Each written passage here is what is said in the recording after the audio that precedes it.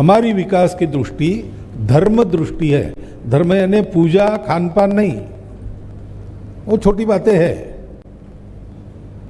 धर्म यानी जिससे धारणा होती है इहलोक में भी परलोक में भी सुख मिलता है। सबके स्वभाव को जानकर उनका कर्तव्य निर्धारित करते हुए सब सुखी हो, ऐसी जो व्यवस्था है उसका अनुशासन, उसका संतुलन, उसके लिए कर्तव्य का निर्धारण ही धर्म है। हमारी विकास की दृष्टि धर्म दृष्टि है।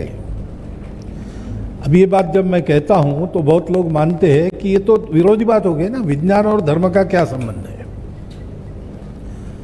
पहला कारण इसका यह है कि वो धर्म को रिलीजन समझते। धर्म ही रिलीजन नहीं है। धर्म है सृष्टि चलने का शास्त्र है, सृष्टि चलने का नियम है। वो आप मानो न मानो वो है, वो कोई भी उससे अलग हो नहीं सकता, उसी के आधार पर चलता है। उसमें गड़बड़ होती है तब विनाश होता है, उसको पहचान के चलना।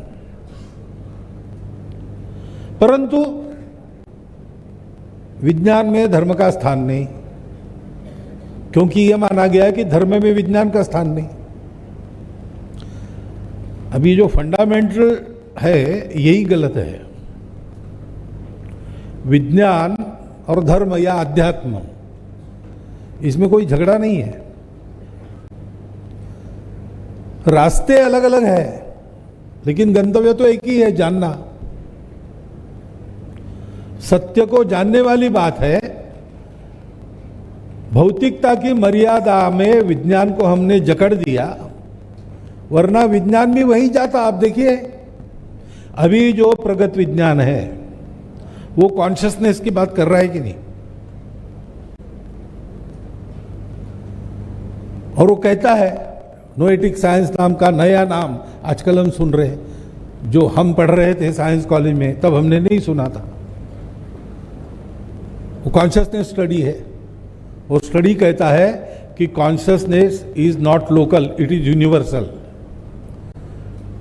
दुनिया भर में जो कॉन्शियसनेस है वो एक ही है। अब सर्वम खल्विदम ब्रह्मम, और इसमें क्या फर्क है? ब्रह्म भी बोध ही है, प्रज्ञानम ब्रह्मम। अगर प्रज्ञानम ब्रह्मम है तो कॉन्शियसनेस और प्रज्ञान समानार्थी शब्द है। विज्ञान भी उधर आ रहा है, तो फर्क कहां है? फर्क केवल मेथोडोलॉजी में है। विज्ञान की पद्धति है, बाहर देखो, प्रयोग करो, प्रतीति लो और अनुभव के आधार पर तथ्य पक्का करो। आपको एक अनुभव आया उससे नहीं होगा, सबको वो अनुभव आना चाहिए और कभी भी वही अनुभव आना चाहिए। जो आप कर रहे हो, अनुभव आ गया उसके कारण, वो करके दूसरों को भी वो अनुभव आना चाहिए, रेप्लिकेबल होना चाहिए, तभी उसको सत्य मानो। अध्यात्म क्या कहता है? यही कहता है, बिना प्रतीति के बात मत करो, केवल हाँ में हाँ मत मिलाओ, अनुभव करो। और जो अनुभव तुमको आता है वो सबको आ सकना चाहिए।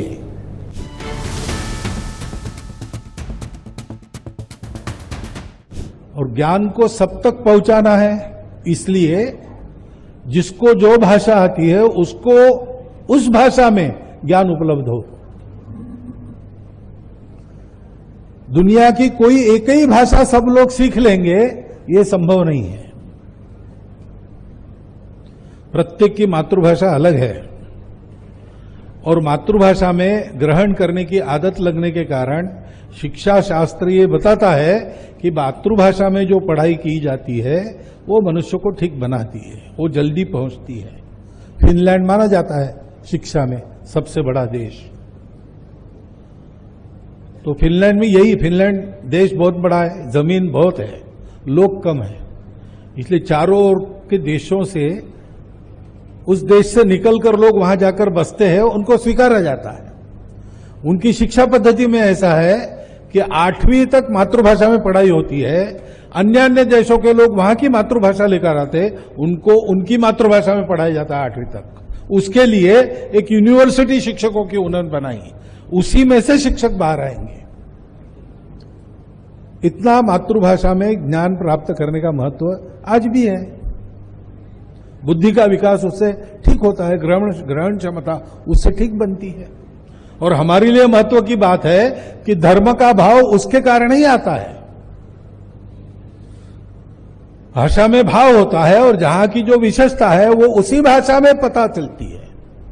धर्म हमारी विशेषता है, भारतीय भाषाओं में उसके लिए शब्द है, अन्य भाषाओं में है नहीं। और इसलिए भारत की भाषाओं में इस विज्ञान को लोगों तक पहुंचाने का प्रबंध करना और उसके आधार पर विकास की जो हम कल्पना करेंगे उसमें इस दृष्टि को ध्यान में रखना।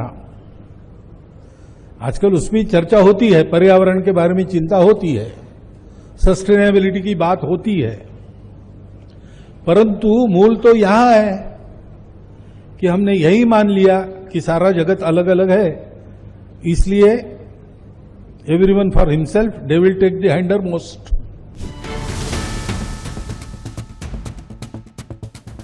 इस प्रकार से एक दृष्टि रखकर आज के विज्ञान का विचार करते हुए भारतीयों में इस वैज्ञानिक दृष्टि को उत्पन्न करना, क्योंकि पुरानी अंधश्रद्धाओं में फंसे लोगों को उनसे बाहर निकालना पड़ेगा, लेकिन नई अंधश्रद्धाओं में फंसे लोगों को भी उससे बाहर निकालना पड़ेगा। तो भारतीयों को यह वैज्ञानिक दृष्टि देकर, क्योंकि भारतीयों के पास उनके रक्त में ये धर्म दृष्टि है, उनका किया हुआ विकास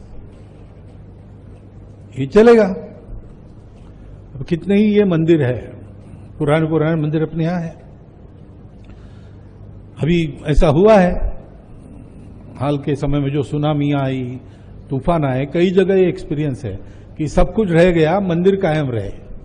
तो ये आर्किटेक्चर है ना, और ये आर्किटेक्चर कितना विचार करके किया होगा, तब ये मंदिर खड़े रहे। 10,000 वर्षों से हमारी खेती हो रही है हमारे तरीके से, जमीन खराब नहीं हुई, अन्न विषयुक्त नहीं हुआ, कैंसर ट्रेन नहीं चली, और उत्पादन बढ़ाने के चक्कर में ये बाकी सारी बातें हो गई तो पंजाब से जयपुर कैंसर ट्रेन जाती है।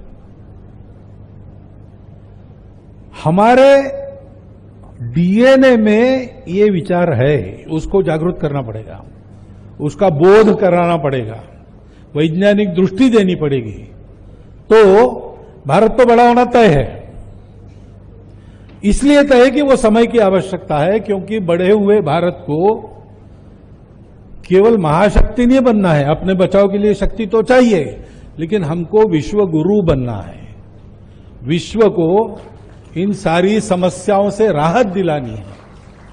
ये काम कर सकने वाला भारत खड़ा करने के लिए, जैसे भौतिक विकास एक के बाद एक अच्छा हो रहा है, आगे भी होगा, आर्थिक दृष्टि से हम शक्ति बनेंगे, सामरिक दृष्टि से शक्ति बनेंगे, ज्ञान के दृष्टि से भी हम शक्ति संपन्न होंगे, वैसे धर्म की दृष्टि लेकर स्वयं केवल शक्ति संपन्न नहीं होंगे, संपूर्ण दुनिया को नई शक्ति देंगे, नई दृष्टि देंगे, जिससे परस्पर सहयोग से सारा राष्ट्रकुल मानवता को लेकर सृष्टि के साथ मित्र होकर चलेगा और दुनिया एक नई सुखी सुंदर दुनिया बनेगी।